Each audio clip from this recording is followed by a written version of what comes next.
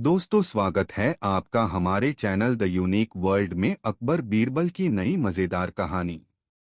एक बार तुर्किस्तान के बादशाह को बादशाह-ए-अकबर की बुद्धि की परीक्षा लेने का विचार आया। उसने एक दूत को पत्र देकर सिपाहियों के साथ दिल्ली भेज दिया। पत्र का मजमून इस प्रकार था: बादशाह अकबर, मुझे सुनने में आया है कि आपके देश में कोई ऐसा वृक्ष है जिसके पत्ते खाने से मनुष्य की आयु बढ़ जाती है। यदि यह बात सच है तो मेरे लिए उस पेड़ के थोड़े से पत्ते अवश्य भिजवाएं। बादशाह अकबर उस पत्र को पढ़कर विचारमग्न हो गए। कुछ देर तक वह बीरबल से रायमशविरा करते रहे। फिर उन्होंने सिपाहियों सहित उस दूत को एक सुदृढ़ किले में कैद करवा दिया। दूत और सिपाहियों को कैद हुए कई दिन बीत गए। एक दिन बादशाह अकबर बीरबल को साथ लेकर उन कैदियों को देखने गए। बादशाह अकबर को देखकर कैदियों को अपने मुक्त होने की आशा बंधी, परंतु यह बात निर्मूल थी। बादशाह अकबर उनके पास पहुंचकर बोले, तुम्हारा बादशाह जिस वस्तु को चाहता है वह मैं तब तक उसे नहीं दे सकूंगा जब तक कि इस सुदृढ़ किले की एक दो ईंट न ढह जाए। उसी समय तुम लोग भी रिहा किए जाओगे। खाने पीने की तुम्हें कोई तकलीफ नहीं होगी। मैंने उसका प्रबंध करा दिया है। इतना कहकर बादशाह अकबर चले गए, परंतु कैदियों की चिंता अधिक बढ़ गई। वे अपने मुक्त होने का उपाय सोचने लगे। कुछ देर तक कैदी विचार विमर्श में डूबे रहे। अंत में वे ईश्वर की वंदना करने लगे, या खुदा, क्या हम इस बंधन से मुक्त नहीं किए जाएंगे? क्या हमारा जन्म इस किले में बंद रहकर दुख भोगने के लिए हुआ है? आप तो बड़े रहमदिल हैं, हम बेगुनाहों पर भी कृपा कीजिए। इस प्रकार वे नित्य प्रार्थना करने लगे। ईश्वर की दयालुता प्रसिद्ध है। एक दिन बड़े जोरों का भूकंप आया और किले का कुछ भाग भूकंप के कारण धराशायी हो गया। सामने का पर्वत भी टूटकर चकनाचूर हो गया। इस घटना के पश्चात दूत ने बादशाह के पास किला टूटने की सूचना भेजी। बादशाह अकबर को अपनी कही हुई बात याद आ गई। इसलिए वह दूत और उसके साथियों को दरबार में बुलाकर बोले, आपको अपने बादशाह का सवाल पता ही होगा और अब उसका उत्तर भी तुमने समझ लिया है। यदि नहीं समझा हो तो सुनो, मैं उसका खुलासा किए देता हूँ। देखो, तुम लोग गिनती में केवल 100 हो और तुम्हारी आह से ऐसा सुदृढ़ किला ढह गया। फिर जहाँ हजारों लोगों पर अत्याचार हो रहा हो, वहाँ के बादशाह की उम्र कैसे बढ़ेगी? लोगों की आह से उसका शीघ्र ही पतन हो जाएगा। हमारे राज्य में अत्याचार नहीं होता। गरीब प्रजा पर अत्याचार न करना और भली भांति पोषण करना ही आयुवर्धक वृक्ष है। बाकी सारी बातें बेकार हैं। इस प्रकार समझा बुझाकर बादशाह अकबर ने उस दूत और उसके साथियों सहित स्वदेश जाने की आज्ञा दे दी और उनका मार्ग व्यय भी दिया। तुर्किस्तान पहुंचकर उन्होंने दिल्ली की सारी बातें अपने बादशाह को समझाई। बादशाह अकबर की बातों से शिक्षा लेकर वह बादशाह और उसके दरबारी उनकी भूरी भूरी प्रशंसा करने लगे।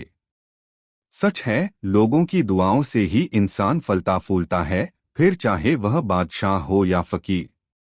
दोस्तों, वीडियो को एक लाइक जरूर कर दे। दो शहंशाह अकबर ने एक मुंशी को चुंगी अधिकारी बना दिया। वह मुंशी बहुत ही प्रसन्न हुआ और बादशाह की ढेरों प्रशंसा करके चला गया। कुछ दूरी पर ही बीरबल बैठे थे।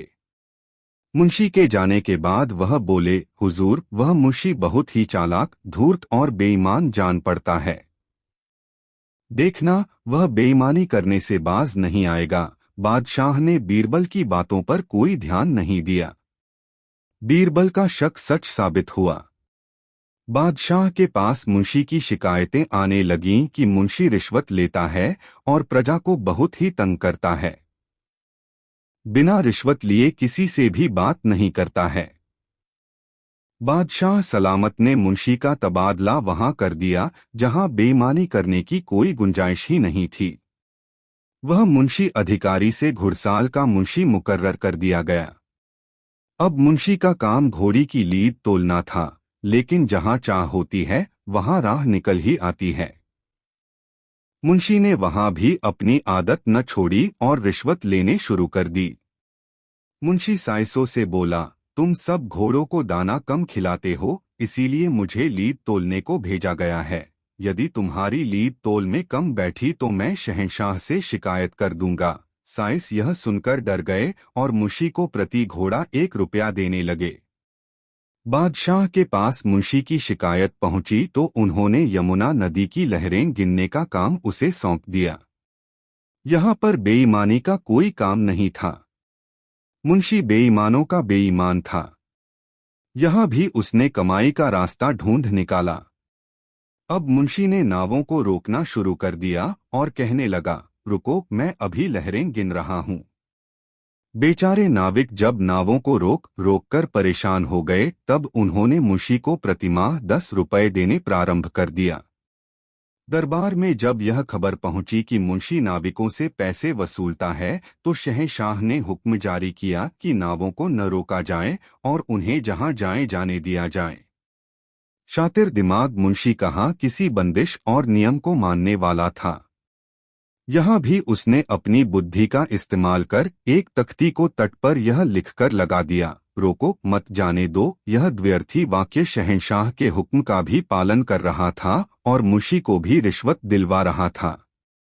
बादशाह के पास फिर भी मुंशी की शिकायतें पहुंचने लगीं तो उन्होंने उस मुंशी की हरकतों से तंग आकर उसे नौकरी से हमेशा के लिए हटा दिया और बीरबल से कहा, बीरबल, हमने तुम्हारी बात नहीं मानी। तुम्हारा कहना सही था कि यह मुंशी जरूरत से ज्यादा होशियार और बेईमान लगता है। यह सब कहकर शहंशाह ने बीरबल के जिम्मे कर्मचारियों को जांचने परखने का काम लगा दिया। दोस्तों, वीडियो कैसा लगा कमेंट में जरूर बताएं। यहाँ अकबर और बीरबल की 5 नैतिक कहानियां हैं, ध्यान से सुने।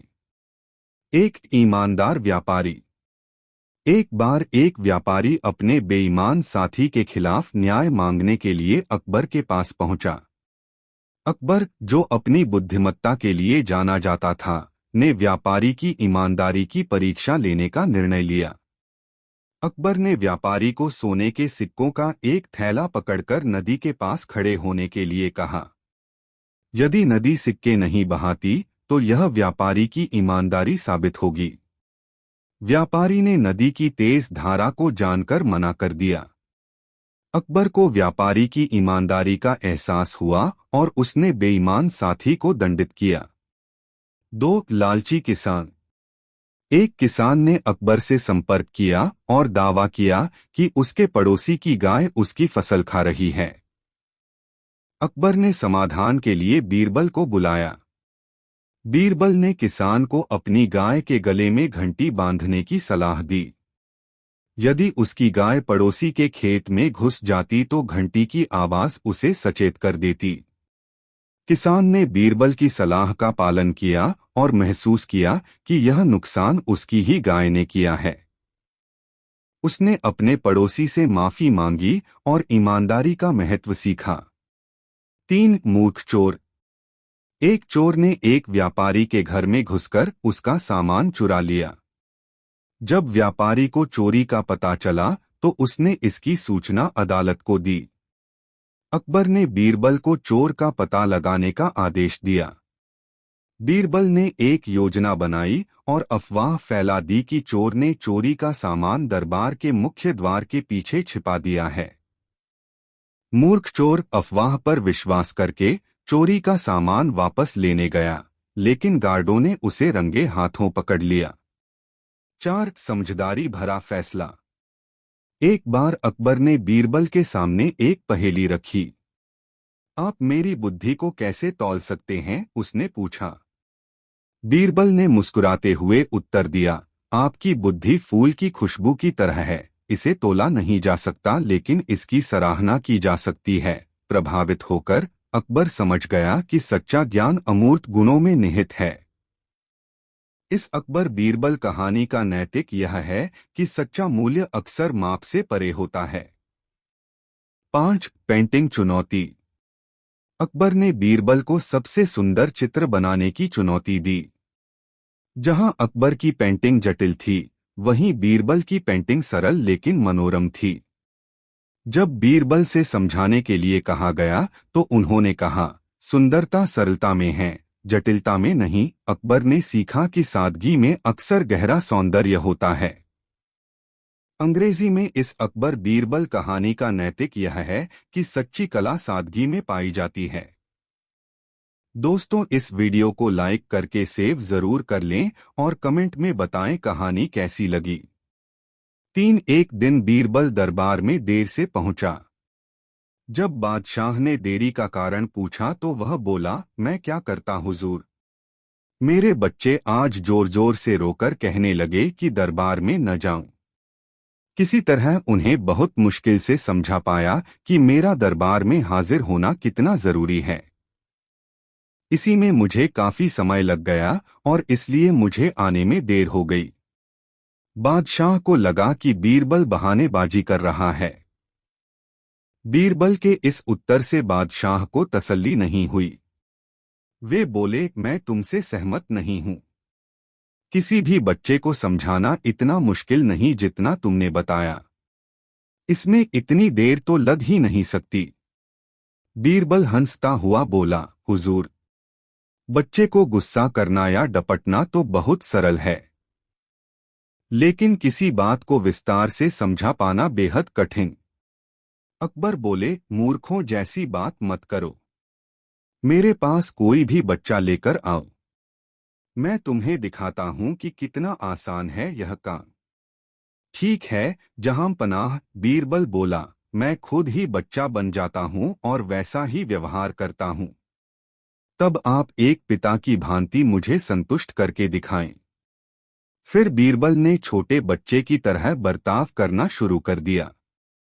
उसने तरह तरह के मुंह बनाकर अकबर को चिढ़ाया और किसी छोटे बच्चे की तरह दरबार में यहाँ वहां उछलने कूदने लगा। उसने अपनी पगड़ी जमीन पर फेंक दी। फिर वह जाकर अकबर की गोद में बैठ गया और लगा उनकी मूंछों से छेड़छाड़ करने। बादशाह कहते ही रह गए, नहीं नहीं मेरे बच्चे, ऐसा मत करो, तुम तो अच्छे बच्चे हो न। सुनकर बीरबल ने जोर जोर से चिल्लाना शुरू कर दिया। तब अकबर ने कुछ मिठाइयां लाने का आदेश दिया, लेकिन बीरबल जोर जोर से चिल्लाता ही रहा। अब बादशाह परेशान हो गए, लेकिन उन्होंने धैर्य बनाए रखा। वह बोले, बेटा, खिलौनों से खेलोगे? देखो कितने सुंदर खिलौने हैं। बीरबल रोता हुआ बोला, नहीं, मैं तो गन्ना खाऊंगा। अकबर मुस्कराए और गन्ना लाने का आदेश दिया। थोड़ी ही देर में एक सैनिक कुछ गन्ने लेकर आ गया, लेकिन बीरबल का रोना नहीं थमा। वह बोला, मुझे बड़ा गन्ना नहीं चाहिए, छोटे छोटे टुकड़े में कटा गन्ना दो। अकबर ने एक सैनिक को बुलाकर कहा कि वह एक गन्ने के छोटे छोटे टुकड़े कर दे। यह देखकर बीरबल और जोर से रोता हुआ बोला, नहीं, सैनिक गन्ना नहीं काटेगा, आप खुद काटें इसे। अब बादशाह का मिजाज बिगड़ गया, लेकिन उनके पास गन्ना काटने के अलावा और कोई चारा न था। और करते भी क्या, खुद अपने ही बिछाए जाल में फंस गए थे वह। गन्ने के टुकड़े करने के बाद उन्हें बीरबल के सामने रखते हुए बोले, अकबर, लो इसे खा लो बेटा। अब बीरबल ने बच्चे की भांति मचलते हुए कहा, नहीं, मैं तो पूरा गन्ना ही खाऊंगा। बादशाह ने एक साबुत गन्ना उठाया और बीरबल को देते हुए बोले, लो पूरा गन्ना और रोना बंद करो। लेकिन बीरबल रोता हुआ ही बोला, नहीं, मुझे तो इन छोटे टुकड़ों से ही साबुत गन्ना बनाकर दो। कैसी अजब बात करते हो तुम, यह भला कैसे संभव है? बादशाह के स्वर में क्रोध भरा था, लेकिन बीरबल रोता ही रहा। बादशाह का धैर्य चुक गया। बोले, यदि तुमने रोना बंद नहीं किया तो मार पड़ेगी तब। अब बच्चे का अभिनय करता बीरबल उठ खड़ा हुआ और हंसता हुआ बोला, नहीं नहीं, मुझे मत मारो हुजूर। अब आपको पता चला कि बच्चे की बेतुकी जिदों को शांत करना कितना मुश्किल काम है। बीरबल की बात से सहमत थे अकबर। बोले, हाँ ठीक कहते हो। रोते चिल्लाते जिद पर अड़े बच्चे को समझाना बच्चों का खेल नहीं। दोस्तों, कहानी कैसी लगी कमेंट में जरूर बताएं। एक दिन बादशाह अकबर ने ऐलान किया कि जो भी मेरे सवालों का सही जवाब देगा उसे भारी इनाम दिया जाएगा। सवाल कुछ इस प्रकार से थे। ऐसा क्या है जो आज भी है और कल भी रहेगा? ऐसा क्या है जो आज भी नहीं है और कल भी नहीं होगा? ऐसा क्या है जो आज तो है लेकिन कल नहीं होगा? इन तीनों सवालों के उदाहरण भी देने थे। किसी को भी चतुराई भरे इन तीनों सवालों का जवाब नहीं सूझ रहा था। तभी बीरबल बोला, हुजूर, आपके सवालों का जवाब मैं दे सकता हूँ, लेकिन इसके लिए आपको मेरे साथ शहर का दौरा करना होगा। तभी आपके सवाल सही ढंग से हल हो पाएंगे। अकबर और बीरबल ने वेश बदला और सूफियों का बाना पहनकर निकल पड़े। कुछ ही देर बाद वे बाजार में खड़े थे। फिर दोनों एक दुकान में घुस गए। बीरबल ने दुकानदार से कहा, हमें बच्चों की पढ़ाई के लिए मदरसा बनाना है, तुम हमें इसके लिए 1000 रुपए दे दो। जब दुकानदार ने अपने मुनीम से कहा कि इन्हें 1000 रुपए दे दो तो बीरबल बोला, जब मैं तुमसे रुपए ले रहा हूँगा तो तुम्हारे सिर पर जूता मारूंगा। हर 1 रुपए के पीछे 1 जूता पड़ेगा। बोलो, तैयार हो? यह सुनते ही दुकानदार के नौकर का पारा चढ़ गया और वह बीरबल से 2-2 हाथ करने आगे बढ़ाया। लेकिन दुकानदार ने नौकर को शांत करते हुए कहा, मैं तैयार हूं, लेकिन मेरी एक शर्त है। मुझे विश्वास दिलाना होगा कि मेरा पैसा इसी नेक काम पर खर्च होगा। ऐसा कहते हुए दुकानदार ने सिर झुका दिया और बीरबल से बोला कि जूता मारना शुरू करें। तब बीरबल व अकबर बिना कुछ कहे सुने दुकान से बाहर निकल आए। दोनों चुपचाप चले जा रहे थे कि तभी बीरबल ने मौन तोड़ा, बंदा परवर। दुकान में जो कुछ हुआ उसका मतलब है कि दुकानदार के पास आज पैसा है और उस पैसे को नेक कामों में लगाने की नीयत भी, जो उसे आने वाले कल भविष्य में नाम देगी। इसका एक मतलब यह भी है कि अपने नेक कामों से वह जन्नत में अपनी जगह पक्की कर लेगा। आप इसे यूं भी कह सकते हैं कि जो कुछ उसके पास आज है कल भी उसके साथ होगा। यह आपके पहले सवाल का जवाब है।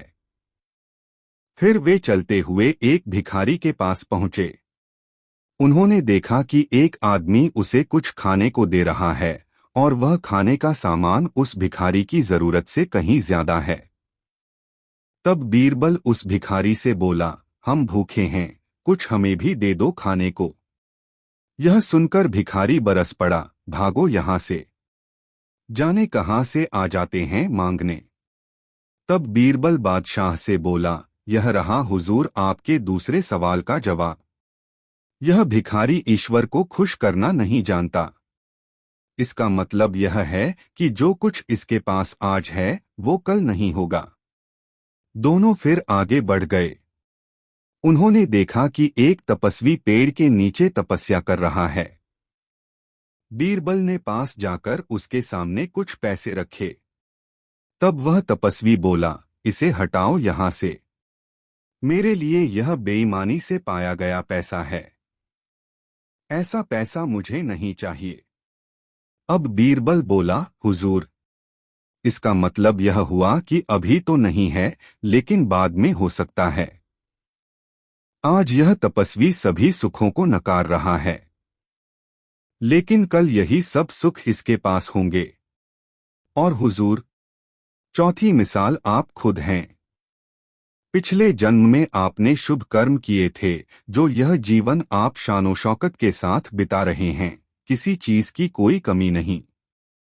यदि आपने इसी तरह ईमानदारी और न्यायप्रियता से राज करना जारी रखा तो कोई कारण नहीं कि यह सब कुछ कल भी आपके पास न हो।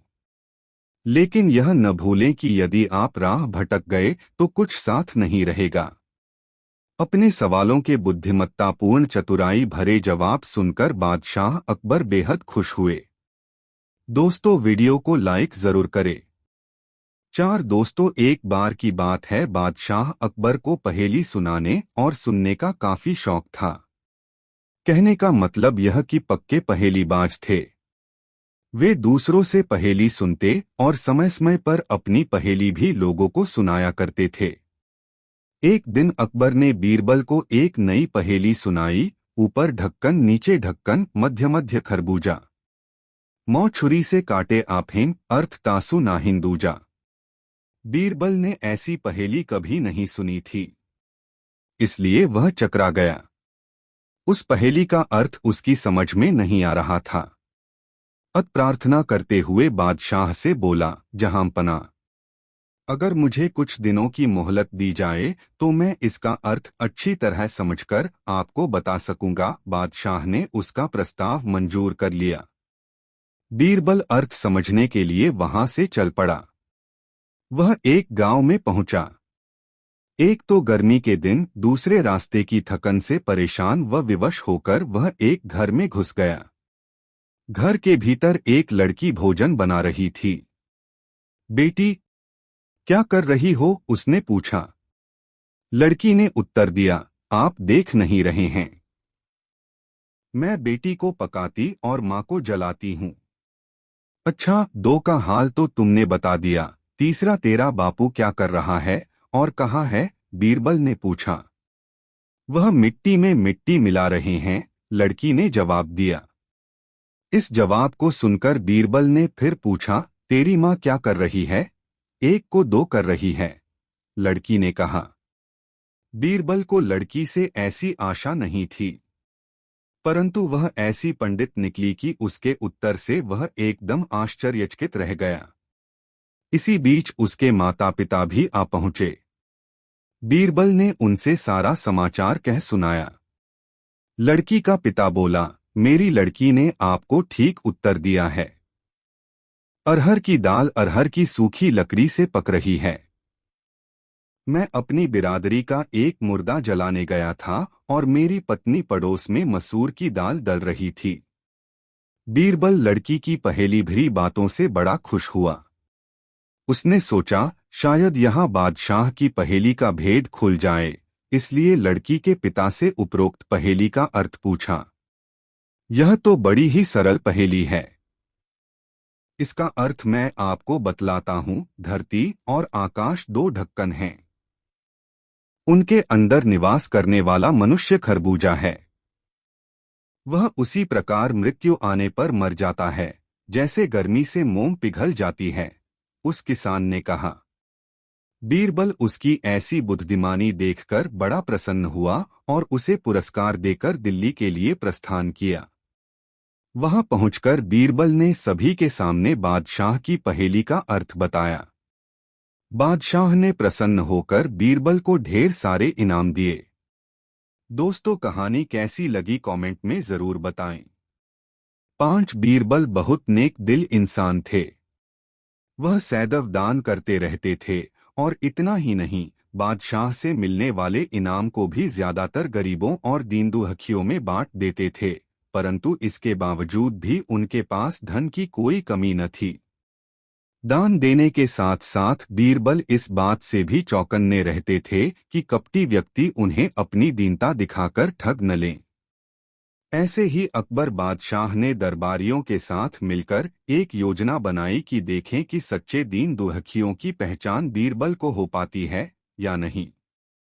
बादशाह ने अपने एक सैनिक को वेश बदलवाकर दीनहीन अवस्था में बीरबल के पास भेजा कि अगर वह आर्थिक सहायता के रूप में बीरबल से कुछ ले आएगा तो अकबर की ओर से उसे इनाम मिलेगा। एक दिन जब बीरबल पूजा पाठ करके मंदिर से आ रहे थे तो भेष बदले हुए सैनिक ने बीरबल के सामने आकर कहा, हुजूर दीवान, मैं और मेरे 8 छोटे बच्चे हैं जो 8 दिनों से भूखे हैं। भगवान का कहना है कि भूखों को खाना खिलाना बहुत पुण्य का कार्य है। मुझे आशा है कि आप मुझे कुछ दान देकर अवश्य ही पुण्य कमाएंगे। बीरबल ने उस आदमी को सिर से पांव तक देखा और एक क्षण में ही पहचान लिया कि वह ऐसा नहीं है जैसा वह दिखावा कर रहा है। बीरबल मन ही मन मुस्कराए और बिना कुछ बोले ही उस रास्ते पर चल पड़े जहां से होकर एक नदी पार करनी पड़ती थी। वह व्यक्ति भी बीरबल के पीछे पीछे चलता रहा।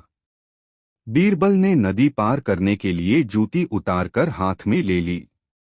उस व्यक्ति ने भी अपने पैर की फटी पुरानी जूती हाथ में लेने का प्रयास किया। बीरबल नदी पार कर कंकरीले मार्ग आते ही 2-4 कदम चलने के बाद ही जूती पहन लेता। बीरबल यह बात भी गौर कर चुके थे कि नदी पार करते समय उसका पैर धुलने के कारण वह व्यक्ति और भी साफ सुथरा, चिकना, मुलायम गोरी चमड़ी का दिखने लगा था, इसलिए वह मुलायम पैरों से कंकरीले मार्ग पर नहीं चल सकता था। दीवान जी, दीन तहीन की पुकार आपने सुनी नहीं, पीछे आ रहे व्यक्ति ने कहा। बीरबल बोले, जो मुझे पापी बनाए मैं उसकी पुकार कैसे सुन सकता हूँ? क्या कहा? क्या आप मेरी सहायता करके पापी बन जाएंगे? हाँ, वह इसलिए कि शास्त्रों में लिखा है कि बच्चे का जन्म होने से पहले ही भगवान उसके भोजन का प्रबंध करते हुए उसकी माँ के स्तनों में दूध दे देता है, उसके लिए भोजन की व्यवस्था भी कर देता है। यह भी कहा जाता है कि भगवान इंसान को भूखा उठाता है पर भूखा सुलाता नहीं है। इन सब बातों के बाद भी तुम अपने आप को 8 दिन से भूखा कह रहे हो। इन सब स्थितियों को देखते हुए यही समझना चाहिए कि भगवान तुमसे रुष्ट हैं और वह तुम्हें और तुम्हारे परिवार को भूखा रखना चाहते हैं, लेकिन मैं उसका सेवक हूँ। अगर मैं तुम्हारा पेट भर दूं तो ईश्वर मुझ पर रुष्ट होगा ही। मैं ईश्वर के विरुद्ध नहीं जा सकता, न बाबा ना। मैं तुम्हें भोजन नहीं करा सकता, क्योंकि यह सब कोई पापी ही कर सकता है। बीरबल का यह जवाब सुनकर वह चला गया। उसने इस बात की बादशाह और दरबारियों को सूचना दी।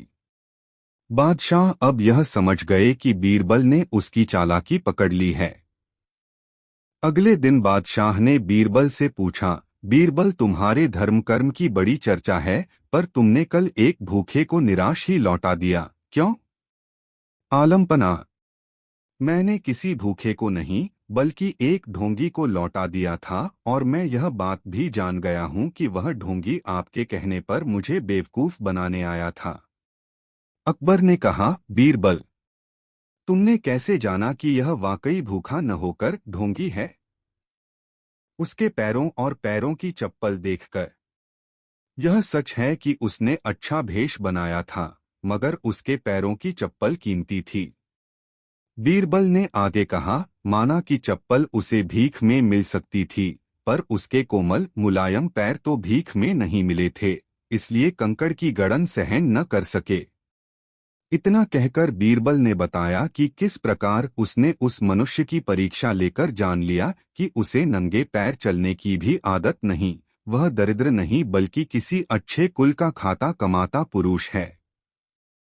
बादशाह बोले, क्यों न हो, वह मेरा खास सैनिक है। फिर बहुत प्रसन्न होकर बोले, सचमुच बीरबल, माँ दौलत तुमसे बहुत खुश हुए। तुम्हें धोखा देना आसान काम नहीं है। बादशाह के साथ साजिश में शामिल हुए सभी दरबारियों के चेहरे बुझ गए। दोस्तों, वीडियो को लाइक जरूर कर दे। एक बार अकबर और बीरबल बाग में घूम रहे थे। रास्ते में उन्होंने एक वृक्ष को देखा जिस पर अनेक प्रकार के फल थे। अकबर ने उससे पूछा, बीरबल, इस वृक्ष पर इतने सारे फल क्यों हैं? बीरबल ने हंसते हुए उत्तर दिया, सम्राट जी, यह वृक्ष विवाद वृक्ष है। अकबर अचानक रुचि लेकर पूछा, विवाद वृक्ष? इसका मतलब क्या है? बीरबल ने समझाया, सम्राट जी, यह वृक्ष हर किसी के दिल में विवाद उत्पन्न करने की क्षमता रखता है। हर कोई इसके फलों को अपने अनुसार अदा करना चाहता है। अकबर ने इसे प्रमाणित करने के लिए एक प्रस्ताव दिया, ठीक है, हम इस विवाद वृक्ष से फल तोड़ेंगे और उन्हें जो भी अधिकारी हमें उपहार में सबसे अधिक मूल्यवान फल प्रदान करेंगे, हम उसे बड़ा उपहार देंगे।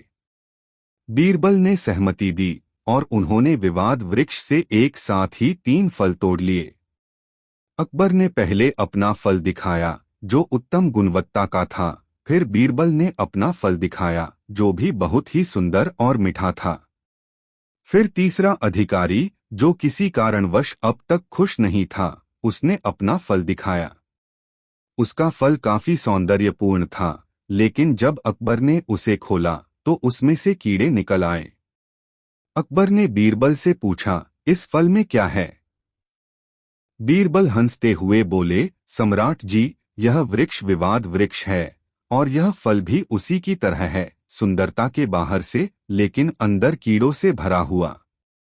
अकबर ने बीरबल के हार जीतने के लिए उन्हें बधाई दी और समझ गए कि विवाद वृक्ष हमें विचारशीलता और धैर्य से काम करने की सीख देता है। दोस्तों, वीडियो को लाइक कर दे। 5 अलवर राजस्थान के प्रसिद्ध शहरों में से एक है, जिसमें भी अकबर और बीरबल की कई रोचक कहानियां प्रसिद्ध हैं। यहाँ एक ऐसी ही कहानी है। एक बार अकबर ने अलवर शहर का दौरा किया।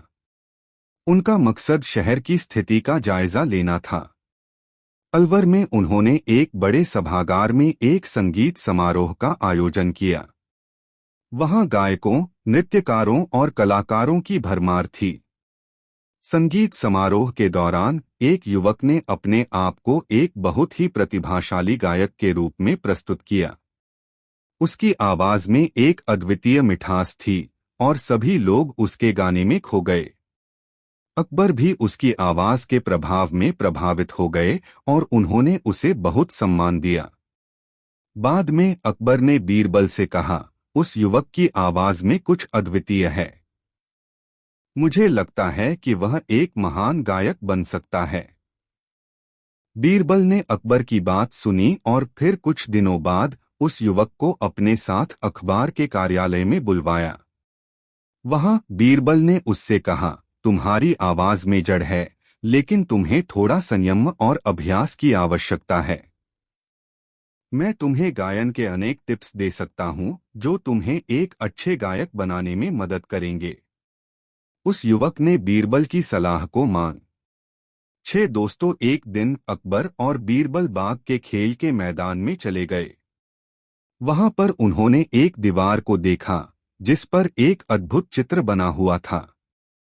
चित्र में एक व्यक्ति एक बड़े सम्राट को हराते हुए दिखाई दे रहा था। अकबर ने चित्र को ध्यान से देखा और पूछा, बीरबल, यह कौन है और वह इस सम्राट को कैसे हरा रहा है? बीरबल ने उत्तर दिया, सम्राट जी, यह चित्र महान रचनात्मक दिमाग के एक खिलाड़ी का है। उसने इस सम्राट को अपने चालबाजी के द्वारा हरा दिया। अकबर को यह सुनकर खेलने का मन हुआ। उन्होंने बीरबल से कहा, चलो हम भी एक चालबाज खेलें। मैं इस सम्राट का भूत बनूंगा और तुम्हें हराने की कोशिश करूंगा। बीरबल ने मुस्कुराते हुए स्वीकार किया और उन्होंने खेल शुरू किया। अकबर ने भूत बनकर उसे धरने की कोशिश की, लेकिन बीरबल ने उनकी चाल को पहचान लिया। बीरबल ने अकबर के खिलाफ अपने खुद के चालबाजी का इस्तेमाल किया और अकबर को हरा दिया। अकबर ने चिढ़ गए और बीरबल को पूछा, तुमने मेरी चाल कैसे पहचान ली? बीरबल ने हंसते हुए उत्तर दिया, सम्राट जी, विजय पाने के लिए आपको दूसरों के नजरिए से समस्या को देखना पड़ता है। मैंने आपकी चाल को पहचान लिया क्योंकि मैंने अपने मन से सोचा कि कैसे आप बहुत ही चालाकता से भूत बने हैं। अकबर ने बीरबल की चालाकी की सराहना की और उन्होंने समझा कि सही समय पर सही सोच से ही विजय मिलती है। दोस्तों, वीडियो कैसा लगा कमेंट में जरूर बताएं और वीडियो को लाइक जरूर कर दे। एक दिन बाद शाह अकबर ने घोषणा की कि जो आदमी सर्दी के इस मौसम में नदी के ठंडे पानी में रात भर खड़ा रहेगा, उसे शाही खजाने से पुरस्कृत किया जाएगा। इस घोषणा को सुनकर एक गरीब धोबी ने सारी रात नदी में खड़े खड़े बिता दी और अगले दिन बादशाह के दरबार में आकर इनाम मांगने लगा। बादशाह ने उस धोबी से सवाल किया, क्या तुम बता सकते हो किस शक्ति के सहारे तुम रात नदी में खड़े रहे? धोबी ने अदब के साथ जवाब दिया, आलमपनाह, मैं कल सारी रात महल की छत पर जलते हुए चिराग को देखते रहा। उसी की शक्ति से मैं सारी रात नदी में खड़ा रह सका। बादशाह ने उसका जवाब सुनकर कहा, इसका मतलब तो यह हुआ कि महल की रोशनी की आंच की गर्मी के कारण तुम सारी रात पानी में खड़े रह सके, इसलिए तुम इनाम के सच्चे हकदार नहीं हो सकते। धोबी उदास हो गया और बीरबल के पास जाकर निराशा भरे स्वर में बोला, दरबार में बादशाह ने इनाम देने से इनकार कर दिया है। धोबी ने इसका कारण भी बीरबल को बता दिया। बीरबल ने गरीब धोबी को सांत्वना देकर घर भेज दिया। बादशाह ने अगले दिन बीरबल को दरबार में न पाकर एक खादिम को उन्हें बुलाने के लिए भेजा। खादिम ने उन्हें आकर सूचना दी, बीरबल ने कहा है कि जब उनकी खिचड़ी पूरी पक जाएगी तभी वह दरबार में आ सकेंगे। बादशाह को यह सुनकर बड़ा अचरज हुआ। वह अपने दरबारियों के साथ बीरबल के घर पहुंचे। वहां उन्होंने देखा कि दो लंबे बांसों के ऊपर एक हंडिया में चावल रखकर उसे लटकाया गया है और नीचे जमीन पर आग जल रही है। बादशाह ने तत्काल पूछा, बीरबल, यह क्या तमाशा है? क्या इतनी दूरी पर रखी हंडिया में खिचड़ी पक जाएगी? हुजूर, जरूर पक जाएगी, बीरबल ने उत्तर दिया। कैसे? बादशाह ने कौतूहलवश पूछा। जहां पनाह, बिल्कुल वैसे ही जैसे महल के ऊपर जल रहे दिए की गर्मी के कारण धोबी सारी रात नदी के पानी में खड़ा रहा, बीरबल ने कहा। बादशाह अकबर बीरबल का यह तर्कसंगत उत्तर सुनकर लज्जित हुए। उन्होंने तुरंत धोबी को ढूंढ लाने और पुरस्कृत करने का आदेश जारी कर दिया। दोस्तों, वीडियो को लाइक जरूर कर दे। 4 बादशाह अकबर ने सुना कि कोई ज्योतिष शेखी बघारता है कि उसकी भविष्यवाणी कभी झूठी नहीं हो सकती।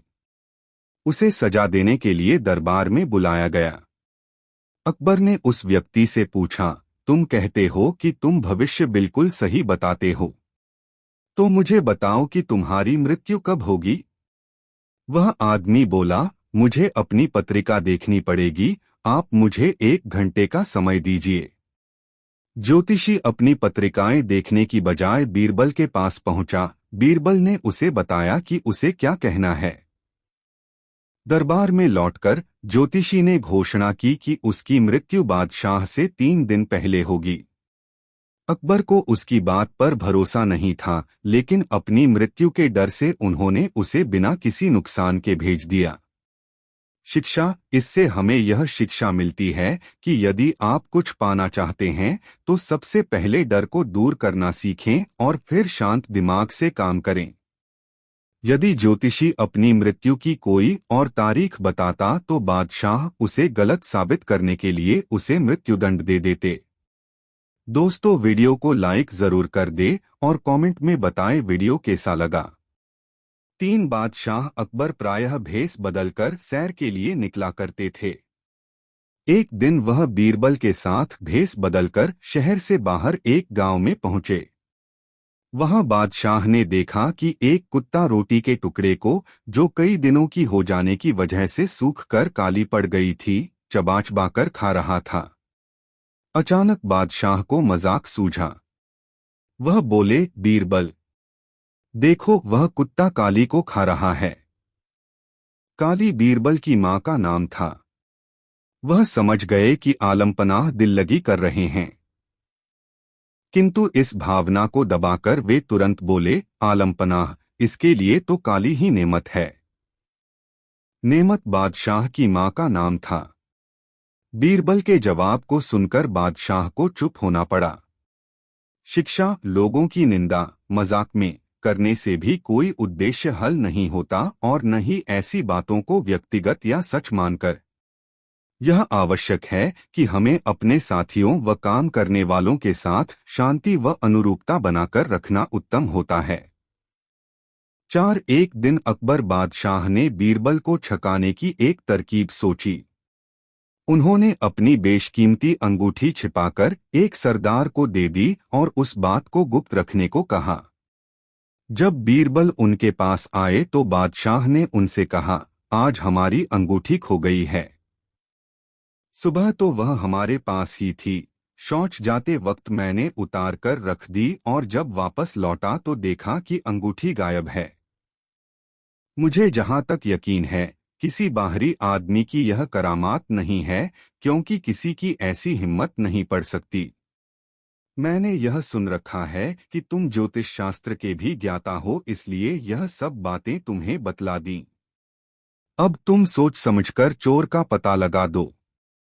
बीरबल ने बादशाह से उस स्थान का पता पूछा जहां उन्होंने शौच जाने से पूर्व अंगूठी रखी थी।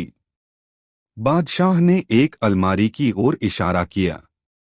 बीरबल ने उस अलमारी के पास जाकर उससे कान सटाया। फिर कुछ देर कान लगाकर हटा लेने का स्वांग किया। देखने से यह प्रतीत होता था जैसे वह कोई बात सुनने का प्रयत्न कर रहे हैं। कुछ देर बाद बीरबल ने बादशाह को संबोधित करके कहा, अलमारी साफ बतलाती है, जिसके पास अंगूठी है उसकी दाढ़ी में तिनका है। बीरबल की बात को जब पास ही बैठे सरदार ने सुना, जिसको बादशाह ने अंगूठी दी थी, तो घबराकर वह अपना मुंह व दाढ़ी टटोलने लगा। बीरबल से, जो पहले से ही चौकन्ने थे, उस सरदार की हरकत छिपी नहीं रह सकी। फिर फौरन ही उन्होंने सरदार को ले जाकर बादशाह के सम्मुख खड़ा कर दिया और बोले, देखिए आपकी अंगूठी के चोर यही हैं न। बादशाह तो पहले ही से जानते थे। बीरबल की होशियारी से उन्हें बड़ी प्रसन्नता हुई। दोस्तों, वीडियो को लाइक जरूर कर दे। दोस्तों, एक बार की बात है, शहंशाह अकबर फुर्सत में थे। बीरबल पास में ही बैठे हुए थे। शहंशाह के दिमाग में अचानक ही एक सवाल आ गया। बीरबल, सुना है कि बनिया बहुत समझदार होता है। शहंशाह के यह कहते ही बीरबल बोले, हाँ हुजूर, चतुराई में उनका कोई जवाब नहीं। तो क्या तुम यह साबित कर सकते हो? शहंशाह यह कहते कहते चुप हो गए। भला बीरबल बादशाह के हुक्म को कैसे नकार देते? बीरबल कुछ बनियों से मिले और कुछ चतुर बनियों को चुनकर बादशाह के सामने ले आए और बादशाह से कहा, जहां पनाह, आप जिनकी बुद्धिमानी देखना चाहते हैं वे सब दरबार में हाजिर हैं। बनिए कुछ समझ नहीं पा रहे थे। वे डरे में एक तरफ खड़े थे कि आखिर मामला क्या है। इसी बीच बादशाह ने मुट्ठी खोली और उड़द की साबुत दाल दिखाते हुए बोले, हमारी हथेली पर यह क्या है? बनिए तो देखते ही जान गए कि शहंशाह की हथेली पर उड़द की दाल है। उनसे इतनी सहज बात पूछी जा रही है, अवश्य कोई खास बात है। यह सोचकर उन बनियों में से किसी ने मूंग की दाल, किसी ने अरहर की दाल और किसी ने मसूर की दाल बताई। शहंशाह क्रोधित हो गए और गरजती आवाज में बोले, बेवकूफों, यह उड़द की दाल है। बस इसी जानकारी पर बुद्धिमान बनते हो? बोलो, यह उड़द की दाल है या नहीं? बनियों ने संवेद स्वर में कहा, जी हाँ, जी हाँ, जहां पनाह वही है। बनियों का समूह जी हजूरी करता हुआ बोला, हाँ, जहां पनाह, आपने जो कहा वही है। बादशाह गुस्से से तमतमा गए और बीरबल की ओर आगने निगाहों से देखने लगे। हाजिर जवाब बीरबल बोले, जहां पनाह, देखा आपने, बनियों की यही तो बुद्धिमानी है। इन्होंने पूरा प्रयास किया और हर प्रकार से आपकी हाँ में हाँ मिलाई, ताकि आपके सवाल में कोई रहस्य हो तो उसके कहर से बच जाएं। बीरबल के इस तर्क ने शहंशाह का दिल जीत लिया और वह मान गए कि बनिए वास्तव में ही बड़े चतुर होते हैं। इसके बाद शहंशाह ने बनियों को बाइज्जत दरबार से विदा किया। दोस्तों, वीडियो को एक लाइक जरूर करें। दोस्तों, एक बार की बात है, दरबार लगा हुआ था। शहंशाह दरबारियों से राज्य के हालात पर बातचीत कर रहे थे। इतने में एक औरत हवा के झोंके की तरह चीखती चिल्लाती हुई दरबार में आ गई। शहंशाह अकबर सहित दरबारी भी चौंक गए। एक दरबारी ने उस औरत को देखते हुए पूछा, क्या परेशानी है? तुम बदहवास सी इतना दुहखी होकर क्यों रो रही हो? वह औरत बोली, मेरी पड़ोसिन ने मेरे बेटे का कत्ल कर दिया है। बादशाह अकबर ने सैनिकों को हुक्म दिया कि उस पड़ोसिन को पकड़कर फौरन दरबार में हाजिर किया जाए। सैनिकों ने पड़ोसिन को दरबार में लाकर हाजिर किया। शहंशाह ने पड़ोसिन को घूरते हुए पूछा, क्या तुमने इस औरत के बेटे का कत्ल किया है? पड़ोसिन यह सुनकर सहम ही नहीं गई, घबरा भी गई और बोली, मेरे माई बाप, मैं अपराधी नहीं हूं। मैंने इस औरत के पुत्र को नहीं मारा है। अवश्य कोई मेरा शत्रु है जिसने स्वयं इसके पुत्र की हत्या कर उसका शव मेरे बिस्तर पर रख दिया। शहंशाह ने बीरबल को हुक्म दिया कि वह अपनी सूझबूझ से इस मामले को सुलझाएं। बीरबल कत्ल के इस मामले को सुलझाने के लिए उस जगह गए जहां इन दोनों औरतों के घर थे। बीरबल को आसपास से मालूम हुआ कि जिस स्त्री के पुत्र की हत्या हुई है वह अपनी पड़ोसिन से अक्सर ही लड़ती झगड़ती रहती है। इसके साथ ही वह औरत बदमिजाज भी है। लेकिन पड़ोसिन बहुत ही सीधी सादी और चरित्रवान औरत है। इसके साथ ही बहुत निर्धन भी है। बीरबल इस मामले की पूरी छानबीन करने के बाद दरबार में लौट आए और पड़ोसिन से बोले, देखो, तुमने बच्चे की हत्या नहीं की है तो तुम इस भरे दरबार में अपने सारे वस्त्र उतार दो।